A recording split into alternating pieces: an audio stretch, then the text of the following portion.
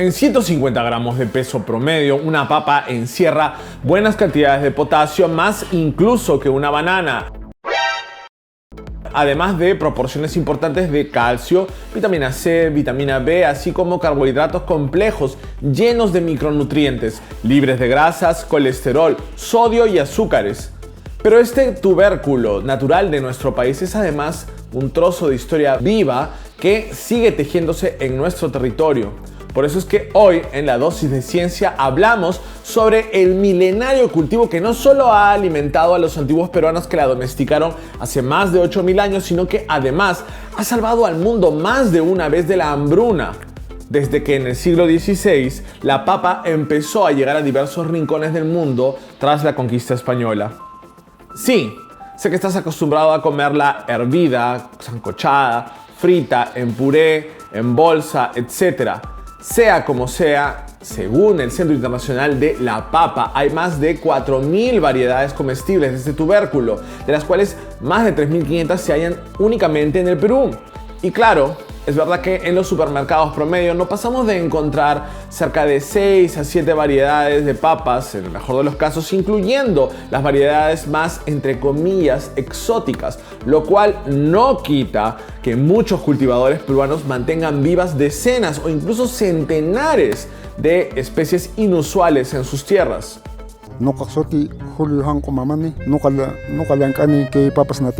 Casi 400 barras tantos. La papa es el tercer cultivo alimenticio más consumido después del arroz y el trigo, con 300 millones de toneladas métricas cosechadas cada año. Por su versatilidad en preparaciones y características de su especie, la papa es una piedra angular de la alimentación del planeta y lo seguirá siendo en los años venideros.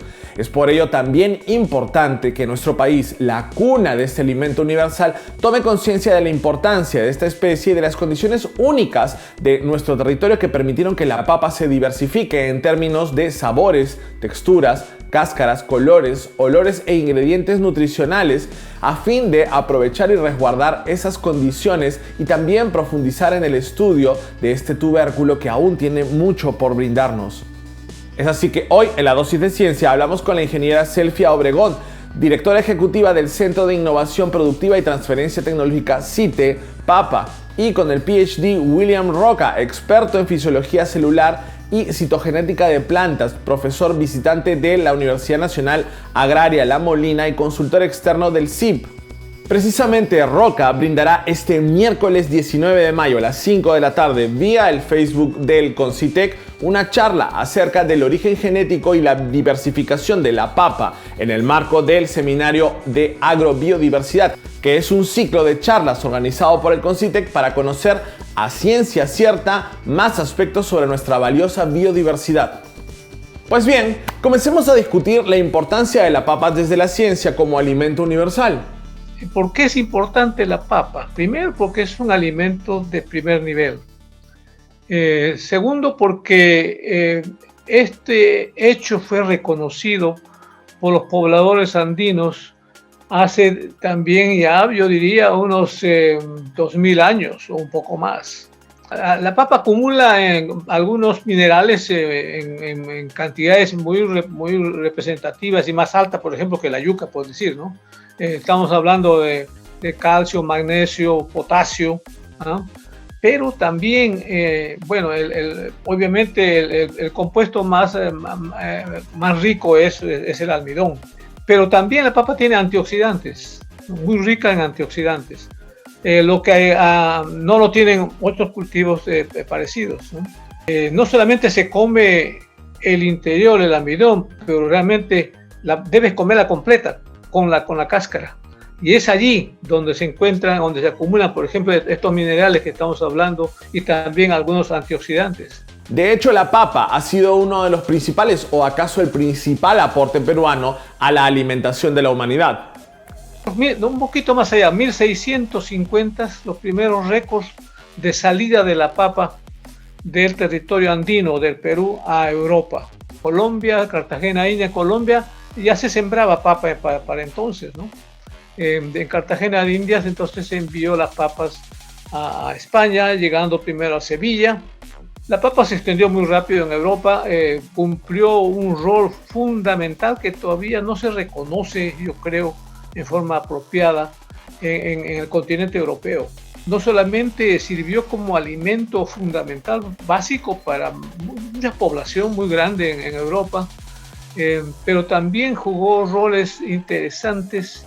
De lo contrario, el exceso de consumo de papa, por ejemplo, en Irlanda, esto causó un problema serio. ¿Por qué? Porque la papa fue atacada por una plaga que todavía la tenemos acá, la rancha, llamada la rancha, causada por un miceto, se parece a un hongo, ¿no? Que es terrible. Entonces acabó con la papa en Irlanda, y al tal punto que hubo una hambruna tremendo, porque los irlandeses comían papa, pero solo papa. Se habla que comían el 98% de sus alimentos era papa, o en base a papa. Ojo, tampoco fue un regalo del cielo. Domesticar la papa fue un trabajo sumamente arduo, organizado y realizado por los antiguos peruanos.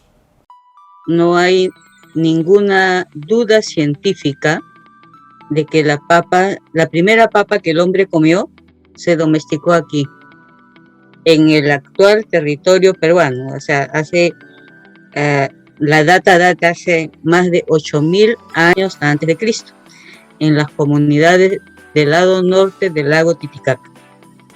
Es decir, en un inicio la papa fue silvestre, salvaje, y al igual que un animal, logramos domarla para sacar lo mejor de ella. Existen las especies silvestres, esas no se comen. Existen 150 especies silvestres, pero de las cuales más de 90 especies silvestres están en el actual territorio peruano. Su valor es grande porque su valor es genético.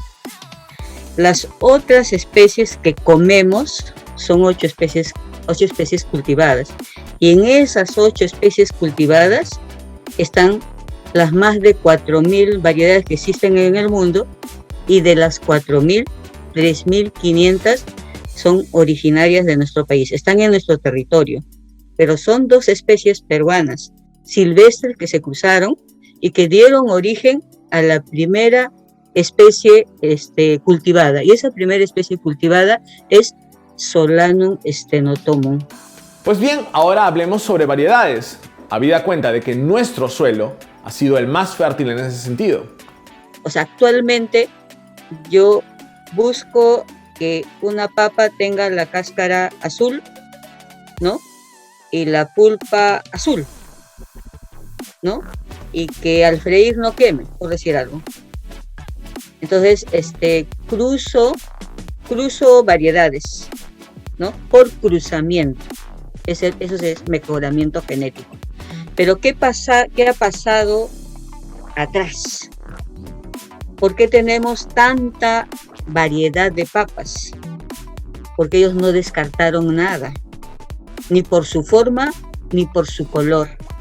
Y entonces existen papas que mantienen los nombres quechuas, como por ejemplo Pumamaki, que tiene la forma de la mano de un puma, es así. Pero tal vez para el moderno dice, no, esto está feo, y luego ya no lo como. Si contamos el total de papas, lo que llamamos papas nativas, o sea, originarias de esta parte de los Andes, estamos hablando de unas en total 5.500 variedades.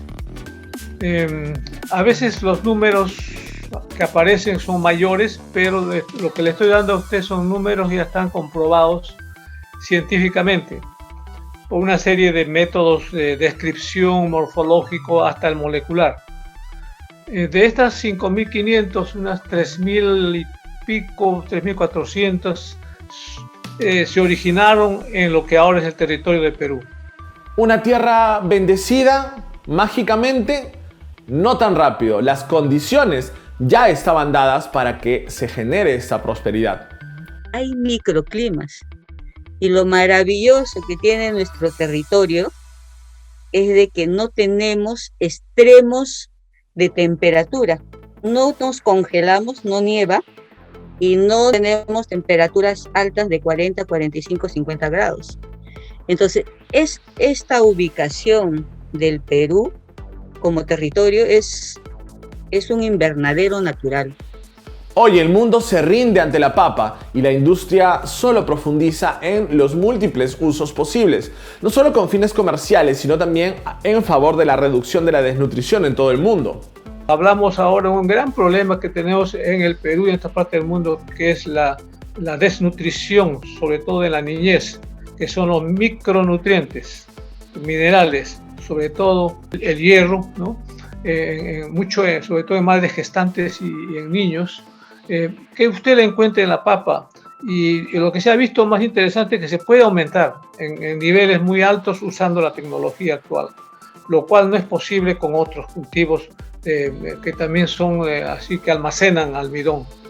No obstante, el cultivo intensivo de determinadas variedades, sumado al cambio climático, son una amenaza constante para la conservación de las más de 3.000 variedades de papa en el Perú. En los años 60, el consumo per cápita de papa en general en el Perú era 120 kilos por persona. Cambios de hábitos alimentarios por la industrialización, la modernización. Esos cambios, los 70, los 80, nos llevó a que en los 90 el consumo per cápita de papa bajara hasta 35 kilos por persona año. ¿Quiénes están al frente de la producción? En su gran mayoría son pequeños productores. En el año 2000 se producía como 3 millones de toneladas de papa, y cuando ya eso subía, el precio bajaba porque el consumo estaba sobre los 64 kilos por persona año. Hoy día estaremos como los 92 kilos por persona año. Como hemos visto hoy, este humilde pero sabroso tubérculo es apenas una muestra terrosa de las alturas a las que puede llegar la peruanidad, y conocerlo desde la ciencia es acaso el ejercicio más digno de esa peruanidad.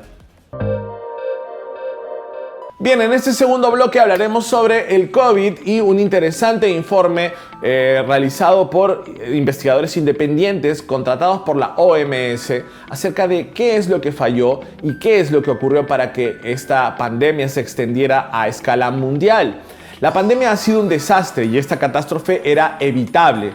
Esta es la principal conclusión a la cual ha arribado un grupo de 13 expertos internacionales independientes convocado, como decía, por la Organización Mundial de la Salud para elaborar un informe acerca de por qué es que el COVID sigue siendo un flagelo de tamaña magnitud aún después de más de un año. Estos expertos vienen levantando este informe desde septiembre del 2020. El documento, Informe del Panel Independiente para la Preparación y Respuesta ante las Pandemias, analiza las razones por las cuales esta pandemia, que viene cobrando la vida de más de 3 millones de personas y que ha infectado además a unos 160 millones en todo el mundo, continúa siendo la raíz de la crisis global socioeconómica y sanitaria. Los principales argumentos esgrimidos por esta comisión independiente pasan por señalar que la preparación y la respuesta a una pandemia de estas dimensiones fue sumamente pobre desde los diferentes niveles de los gobiernos locales y los gobiernos nacionales. Pero además también concluye que la OMS, la Comunidad Europea y los Estados Unidos demoraron mucho tiempo en reaccionar y en disparar una serie de protocolos que podrían haber evitado que el COVID alcance una escala mundial. Puntualmente lo que se señala es que la OMS no tuvo el peso político ni los fondos disponibles para afrontar adecuadamente esta crisis y articular esfuerzos con gobiernos nacionales en la ausencia de un liderazgo mundial que pudiese marcar la pauta claramente sobre cómo enfrentar esta crisis sanitaria mundial. Todo el planeta en realidad se vio desamparado, sin una guía que manejara información robusta y de primera mano pudiera establecer protocolos y medidas mínimas para frenar el avance de la pandemia. El informe no solo señala que febrero fue un mes perdido prácticamente para prepararse contra la explosión de la pandemia, sino que además una serie de líderes mundiales que esgrimieron en su momento argumentos anticientíficos para no adoptar medidas como los cierres de fronteras o la paralización de actividades económicas no fundamentales, así como denostar el uso de equipos de protección personal como las mascarillas, fueron claves para erosionar la conciencia global sobre las verdaderas implicancias del COVID-19 que iba a tener para el mundo. Mientras tanto, se perdió tiempo esperando sentados a ver qué pasaba. Asimismo, el informe concluye con una recomendación para los países ricos: la adquisición y donación de 1.000 millones de dosis de vacunas contra la COVID-19 para los países pobres. Habrá que ver en qué medida esto se convierte en una realidad, tomando en cuenta que regiones como precisamente la Unión Europea y países como los Estados Unidos y Canadá han comprado o tienen acuerdos de adquisición de vacunas por cantidades que exceden las necesidades que cada uno de estos países tienen. Y bien, eso fue todo por hoy en la dosis de ciencia. Nos vemos en una semana con otro tema relacionado a la peruanidad y visto bajo la lupa de la ciencia. Asimismo, no olvides seguir combatiendo las fake news sobre la pandemia con esta dosis de ciencia y rotándola a todos sus contactos en redes sociales. Nos vemos en una semana. ¡Chao!